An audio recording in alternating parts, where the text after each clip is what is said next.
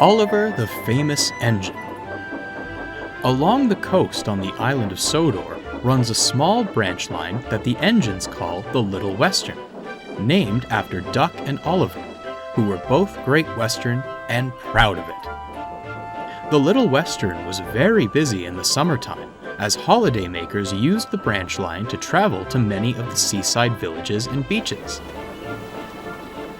Duck and Oliver loved the summer excitement and happily ran up and down the coastline, taking their passengers wherever they wanted to go. But now, autumn was approaching, which meant that there were fewer holidaymakers and fewer trains to the seaside. "It's nice to have a chance to rest our wheels," Duck said one afternoon. Oliver agreed, but he also felt that the end of summer was a little bittersweet. It hadn't been long since Douglas had helped Oliver escape from scrap, and he had been enjoying his first summer on Sodor immensely. "I'll miss the enthusiasts and the warm summer air," Oliver said sadly.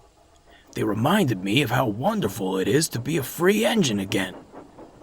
"I understand," Duck sympathized. "You spent a long time hiding in that cold, damp yard on the other railway." "If Douglas hadn't found me there, we would have been scrap for sure," Toad the brake van agreed. "Oh, I shudder to think about it, Mr. Oliver. But we've been very happy here." "Oh, yes," Oliver concurred. "When all the branch lines closed down back home, we didn't know what to do. But now, Sodor feels like home." "I'm glad to hear you say that," said Duck. "You certainly fit in well, and the passengers adore you." "Yes, it's been nice to see happy faces instead of the mean scowls of diesels." "You're safe here, Oliver. And remember, we'll always have passengers, and there's always next summer." This made Oliver feel much better.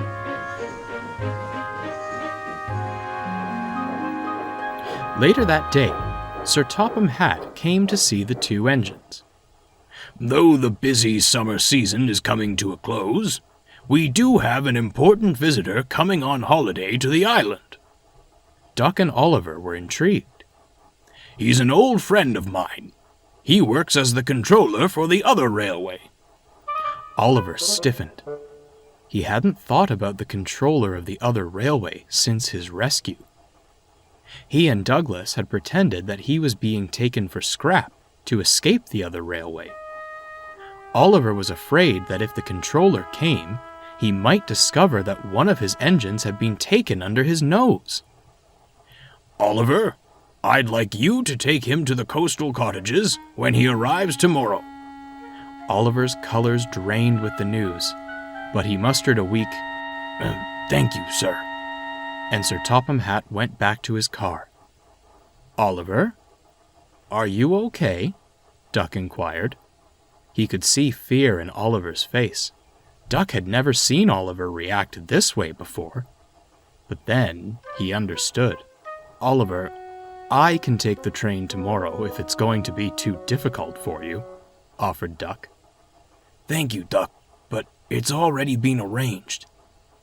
"We don't have to tell Sir Topham Hatt," Duck replied, smiling. "I'll tell you what. You take my trucks tomorrow, and I'll take the special train. One engine for another."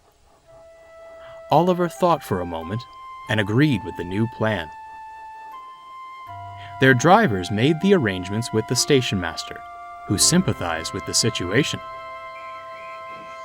The next day, Duck set out with the coaches to pick up the controller, and Oliver left with Duck's goods train. When Duck arrived, the controller was surprised to see him. "I'm pleased to meet you, but you're not Oliver, are you?" Uh-oh, Duck thought. They'll know we changed the schedule. Duck knew that they might get in trouble, but he also knew that Oliver was afraid that he might be sent back to the other railway. "No matter," continued the controller. "I just wanted to meet Oliver. He's a very famous engine, you know." "Famous?" Duck asked. "Oh, yes! The harrowing tale of his escape has been all over the news. I've always been a proponent of steam preservation, and am glad he found a home here." Duck sighed with relief. "Beg pardon, sir, but Oliver was afraid that you were coming to take him back to the other railway." "No, not at all. I'm glad he is safe. When I heard that he had come to the island of Sodor, I knew I needed to meet this impressive engine." "I'm sure that Oliver would appreciate hearing this from you," Duck said. Oliver was shunting trucks in the yard when Duck approached with the controller's coach in tow. Oliver was so shocked he accidentally bumped one of his trucks into the buffers. "Duck, what are you doing here?" he said. "To bring a special visitor to meet a famous engine," Duck replied, smiling. A famous engine?" Oliver was thoroughly confused. Out stepped the controller from the other railway.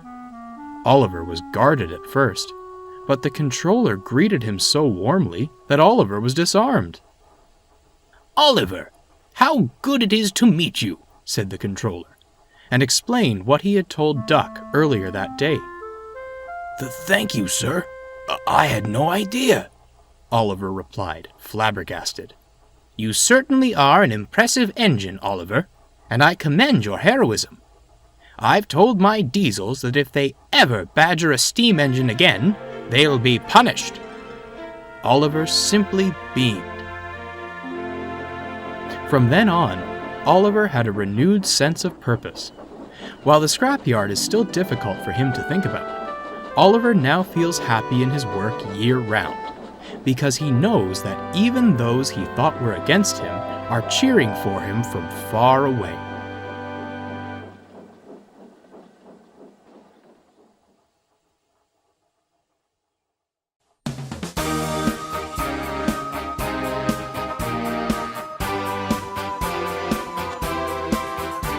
It's Thomas the Tank Engine, hip hip hip hip hooray. Chugga chugga chug chug chuff chuff chuff, he rides along the way. And when you hear that whistle, it can only be one train. Our favorite little engine, Thomas is his name. Thomas the Tank Engine rolling along. All of his friends will be coming along. Thomas, we love you. He's a really useful engine with a heart that's big and strong. He chugga chugga chuff chuffs, working hard, helping everyone. Thomas, he has lots of friends, and you can be one too. Just clap, clap, clap, and sing along. Thomas, we love you.